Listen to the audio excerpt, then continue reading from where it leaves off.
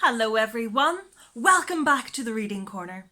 Thank you so much for choosing to be here. I am delighted that you've chosen to share your day with me. Now this week on the Reading Corner, we are making our way through the wonderful Mary Poppins by P.L. Travers. And we have a copy with beautiful illustrations by Lauren Child. So what we're going to do today is pick up from where we left off yesterday, which is chapter 3.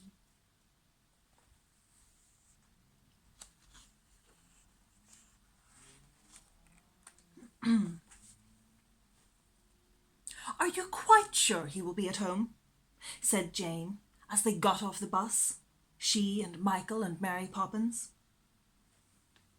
Would my uncle ask me to bring you to tea if he intended to go out? I'd like to know, said Mary Poppins, who was evidently very offended by the question.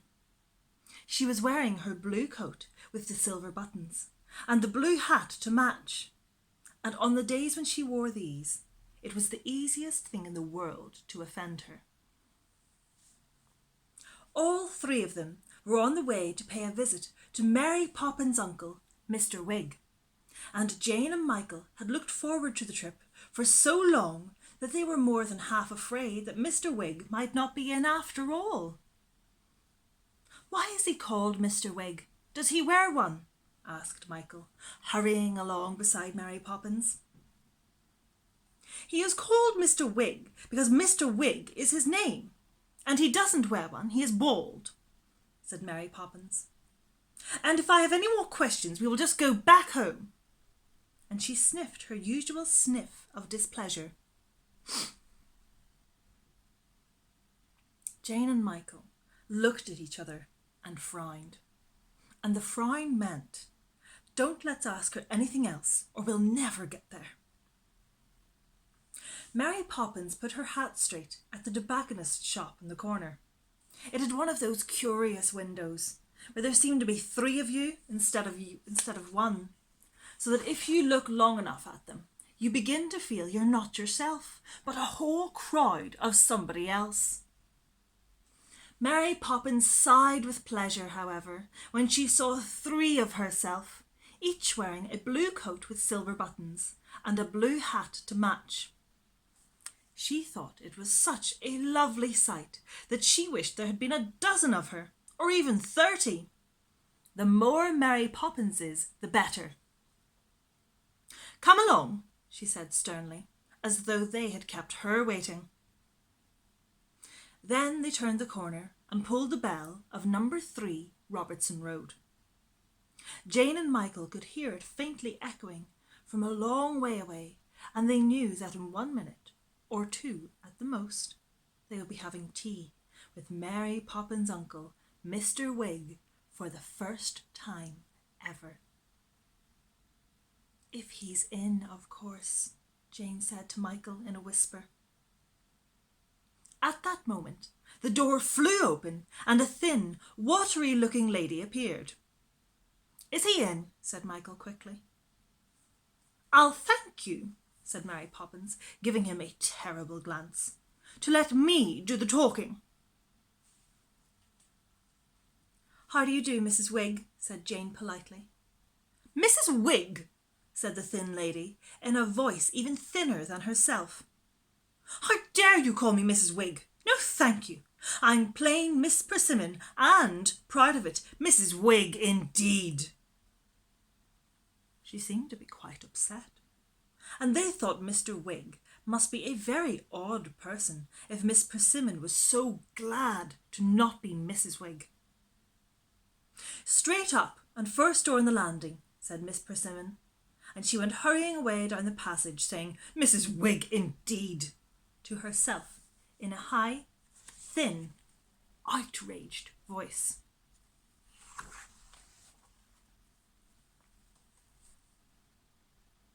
Jane and Michael followed Mary Poppins upstairs. Mary Poppins knocked at the door. Come in, and welcome, called a loud, cheery voice from inside. Jane's heart was pitter-pattering with excitement. she signalled to Michael with a look. Mary Poppins opened the door and pushed them in front of her. A large, cheerful room lay before them. At one end of it, a fire was burning brightly, and in the centre stood an enormous table laid for tea. 4 cups and saucers, piles of bread and butter, crumpets, coconut cakes, and a large plum cake with pink icing. "Well, this is indeed a pleasure," a huge voice greeted them, and Jane and Michael looked around for its owner. He was nowhere to be seen. The room appeared to be quite empty. Then they heard Mary Poppins saying crossly, "Oh, Uncle Albert, not again! It's not your birthday, is it?" And as she spoke, she looked up at the ceiling. Jane and Michael looked up too, and to their surprise saw a round, fat, bald man who was hanging in the air without holding on to anything. Indeed, he appeared to be sitting on the air, for his legs were crossed, and he had just put down the newspaper which he had been reading when they came in. "My dear," said Mr. Wig, smiling down at the children and looking apologetically at Mary Poppins, "I'm very sorry, but I'm afraid it is my birthday," said Mary Poppins. "I only remembered last night, and there was no time then to send you a postcard asking you to come another day. Very distressing, isn't it?" he said, looking down at Jane and Michael.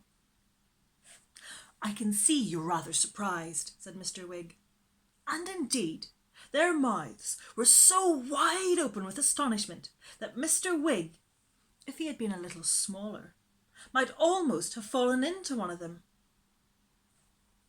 "I'd better explain, I think," Mr. Wig went on calmly. "You see, it's this way. I'm a cheerful sort of man, and very disposed to laughter.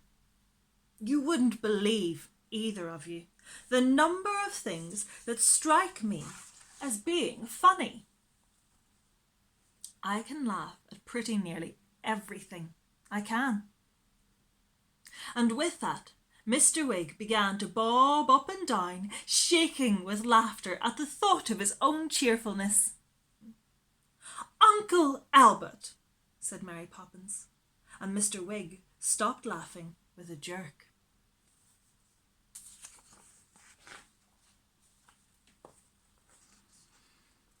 "Oh, beg pardon, my dear. Where was I? Oh, yes. Well, the funny thing about me is, all right, Mary, I won't laugh if I can help it, that whenever my birthday falls on a Friday, well, it's all up with me. Absolutely U.P., said Mr. Wig. "But why?" began Jane. "But how?" began Michael. "Well, you see, if I laugh on that particular day, I become so filled with laughing gas that I simply can't keep on the ground. Even if I smile, it happens. The first funny thought, and I'm up like a balloon. And until I can think of something serious, I can't get down again." Mr. Wig began to chuckle at that, but he caught sight of Mary Poppins' face and stopped the chuckle and continued. "It's awkward, of course, but not unpleasant. Never happens to either of you, I suppose?" Jane and Michael shook their heads. "No, I thought not. It seems to be my own special habit. Once, after I'd been to the circus the night before, I laughed so much that, would you believe it, I was up here for a whole 12 hours and couldn't get down till the last stroke of midnight. Then, of course, I came down with a flop because it was Saturday and not my birthday anymore. It's rather odd, isn't it? Not to say funny. And now here it is Friday again, and my birthday, and you two and Mary P. to visit me. Oh, lordy, lordy, don't make me laugh, I beg of you." But although Jane and Michael had done nothing very amusing except to stare at him in astonishment. Mr. Wig began to laugh again loudly, and as he laughed he went bouncing and bobbing about in the air, with the newspaper rattling in his hand and his spectacles half on and half off his nose. He looked so comic, floundering in the air like a great human bubble, clutching at the ceiling, sometimes and sometimes at the gas bracket as he passed it, that Jane and Michael, though they were trying very hard to be polite, just couldn't help doing what they did. They laughed.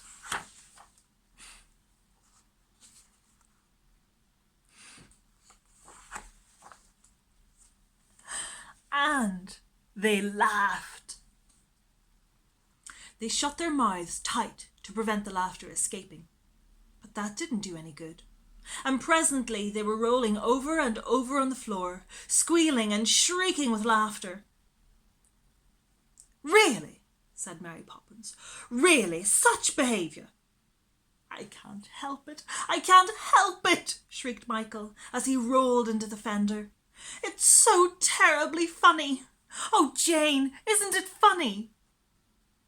Jane did not reply, for a curious thing was happening to her. As she laughed, she felt herself growing lighter and lighter, just as though she were being pumped full of air. It was a curious and a delicious feeling, and it made her want to laugh all the more. And then suddenly, with a bouncing bounce, she felt herself jumping through the air. Michael, to his astonishment, saw her go soaring up through the room. With a little bump, her head touched the ceiling, and then she went bouncing along it till she reached Mr. Wig. "Well," said Mr. Wig, looking very surprised indeed, "don't tell me it's your birthday too." Jane shook her head. "It's not? Then this laughing gas must be catching. Hi, whoa there, look out for the mantelpiece." This was to Michael, who had suddenly risen from the floor and was swooping through the air, roaring with laughter, and just grazing the china ornaments on the mantelpiece as he passed. He landed with a bounce right on Mr. Wig's knee. "How do you do?" said Mr. Wig, heartily shaking Michael by the hand. "I call this really friendly of you, bless my soul, I do. To come up to me since I couldn't come down to you, eh?" And then he and Michael looked at each other and flung back their heads and simply howled with laughter. "I say," said Mr. Wig to Jane as he wiped his eyes, "you'll be thinking I have the worst manners in the world. You're standing and you ought to be sitting. A nice young lady like you. I'm afraid I can't offer you a chair up here, but I think you'll find the air quite comfortable to sit on. I do." Jane tried it, and she found she could sit down quite comfortably on the air. She took off her hat and laid it down beside her, and it hung there in space, without any support at all. "That's right," said Mr. Wig. Then he turned and looked down at Mary Poppins. "Well, Mary, we're fixed, and now I can inquire about you, my dear. I must say, I am very glad to welcome you and my two young friends here today. Why, Mary, you're frowning. I'm afraid you don't approve of all this." He waved his hand at Jane and Michael and said hurriedly, "I apologise, Mary, my dear, but you know how it is with me. Still, I must say I never thought my two young friends here would catch it. Really, I didn't, Mary. I suppose I should have asked them for another day, or tried to think of something sad or something—" "Well, I must say," said Mary Poppins primly, "that I have never seen in my life such a sight. And at your age, Uncle—" Mary Mary Poppins, do come up," interrupted Michael. "Think of something funny and you'll find it quite easy." "Ah, now do, Mary," said Mr. Wig persuasively. "We're lonely up here without you," said Jane, and held out her arms towards Mary Poppins. "Do think of something funny." "Ah, she doesn't need to," said Mr. Wig, sighing. "She can come up if she wants to, even without laughing, and she knows it." And he looked mysteriously and secretly at Mary Poppins as she stood down there on the hearth rug. "Well," said Mary Poppins, "it's all very silly and undignified, but since you're all up there and don't seem able to get down, I suppose I'd better come up too." With that, to the surprise of Jane and Michael, she put her hands down at her sides, and without a laugh, without even the faintest glimmer of a smile, she shot up through the air and sat down beside Jane.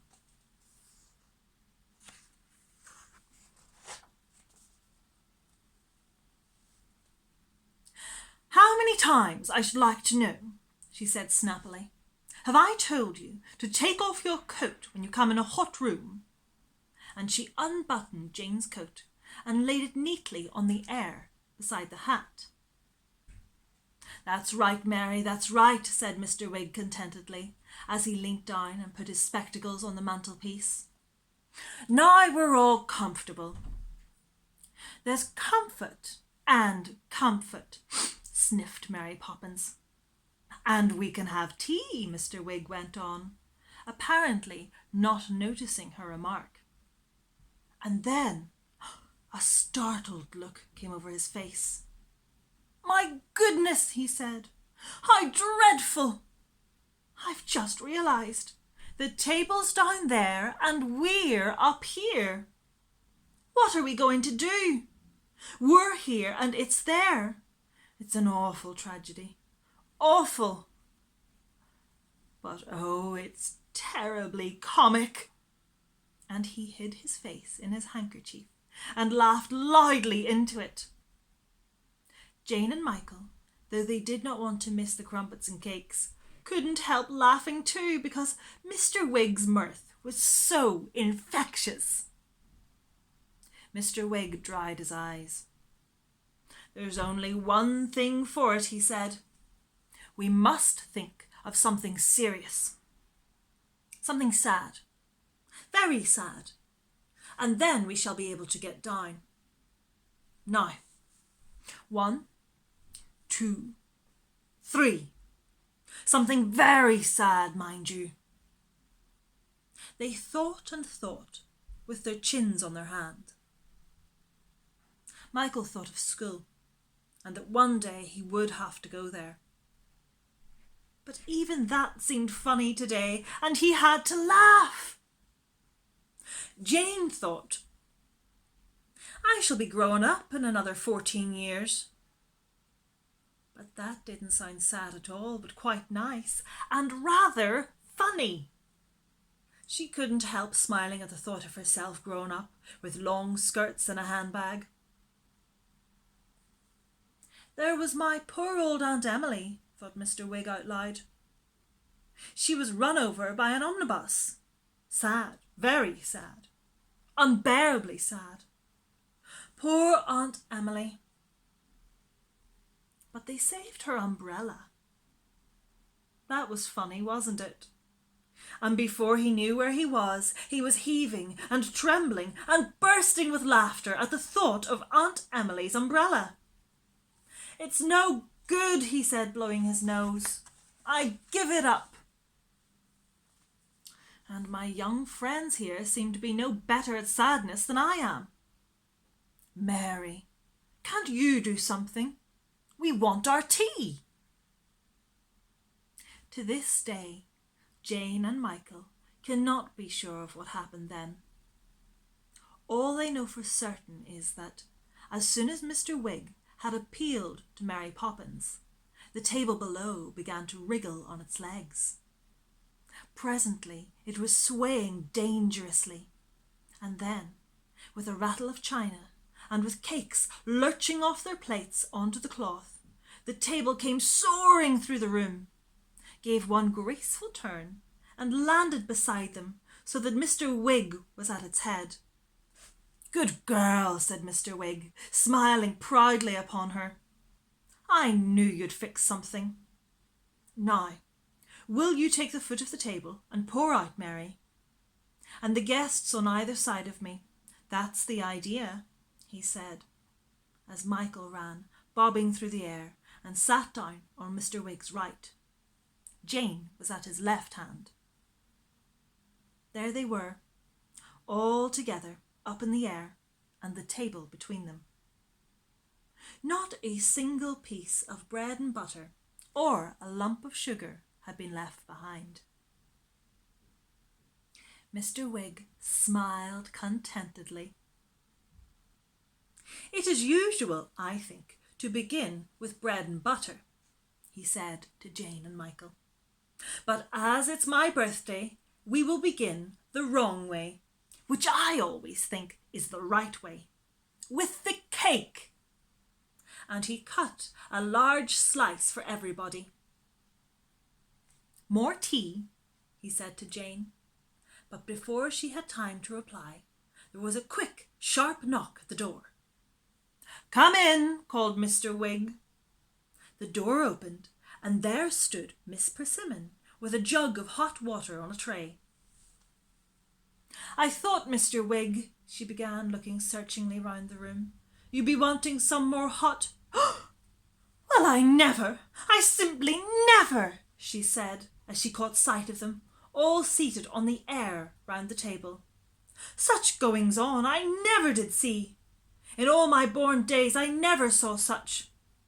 I'm sure, Mr. Wig, I always knew you were a bit odd, but I've closed my eyes to it, being as how you paid your rent regular.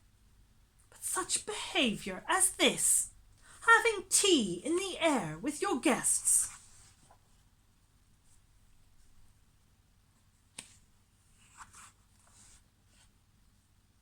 "Mr. Wig, sir, I'm astonished at you. It's that undignified, and for a gentleman of your age, I never did." "But perhaps you will, Miss Persimmon," said Michael. "Will what?" said Miss Persimmon haughtily. "Catch the laughing gas as we did," said Michael. Miss Persimmon flung her head back scornfully. "I hope, young man," she retorted, "I have more respect for myself than to go bouncing about in the air like a rubber ball on the end of a bat. I'll stay on my own feet, thank you, or my name is not Amy Persimmon, and— Oh dear, oh dear, my goodness, oh dear, what is the matter? I can't walk, I'm going— Oh, help, help!" For Miss Persimmon, quite against her will, was off the ground and was stumbling through the air, rolling from side to side like a very thin barrel, balancing with the tray in her hand. She was almost weeping with distress as she arrived at the table and put down her jug of hot water. "Thank you," said Mary Poppins in a calm, very polite voice. Then Miss Persimmon turned and went wafting down again, murmuring as she went, "So undignified, and me a well-behaved, steady-going woman. I must see a doctor."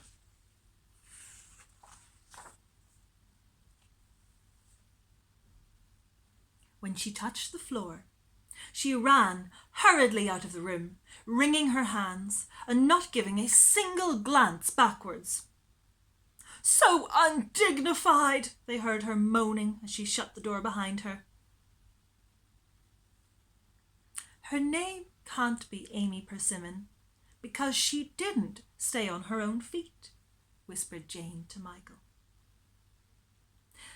But Mr. Wig was looking at Mary Poppins.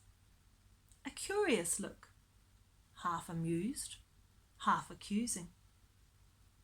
"Mary, Mary, you shouldn't, bless my soul, you shouldn't, Mary. The poor old body will never get over it. But oh my goodness, didn't she look funny waddling through the air? My goodness gracious, but didn't she? And he and Jane and Michael were off again, rolling about the air, clutching their sides and gasping with laughter at the thought of how funny Miss Persimmon had looked. "Oh dear," said Michael, "don't make me laugh any more. I can't stand it. I shall break." "Oh, oh, oh," cried Jane as she gasped for breath, with her hand over her heart. "Oh my gracious, glorious, galumphing goodness," roared Mr. Wig, dabbing his eyes with his coat tail because he couldn't find his handkerchief. "It is time to go home." Mary Poppins' voice sounded above the roars of laughter like a trumpet. And suddenly, with a rush, Jane and Michael and Mr. Wig came down. They landed on the floor with a huge bump all together. The thought that they would have to go home was the first sad thought of the afternoon. And the moment it was in their minds, the laughing gas went out of them. Jane and Michael sighed as they watched Mary Poppins come slowly down the air carrying Jane's coat and hat. Mr. Wig sighed too. A great, long, heavy sigh.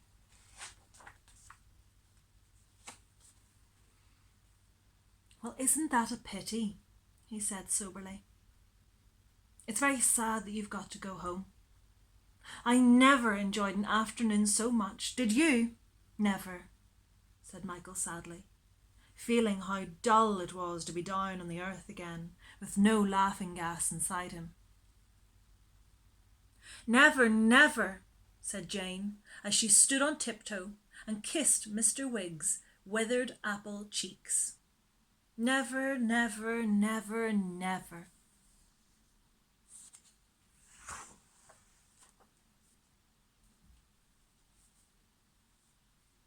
They sat on either side of Mary Poppins going home in the bus. They were both very quiet, thinking over the lovely afternoon. Presently, Michael said sleepily to Mary Poppins, "How often does your uncle get like that?" "Like what?" said Mary Poppins sharply, as though Michael had deliberately said something to offend her. "Well, all bouncy and boundy and laughing and going up in the air." "Up in the air?"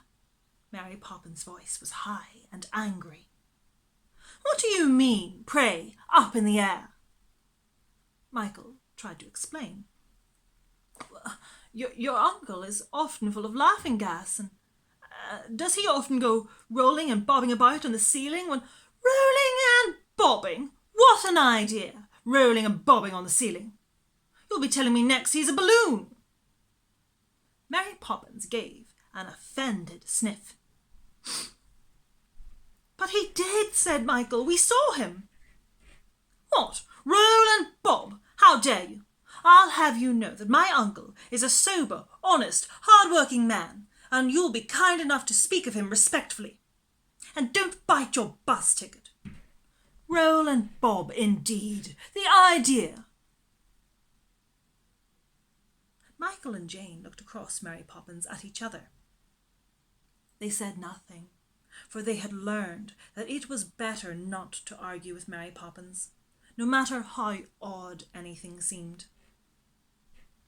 But the look that passed between them said, "Is it true or isn't it? About Mr. Wig. Is Mary Poppins right, or are we?" But there was nobody to give them the right answer. The bus roared on, wildly lurching and bounding. Mary Poppins sat between them, offended and silent, and presently, because they were very tired, they crept closer to her and leant up against her sides and fell asleep, still wondering.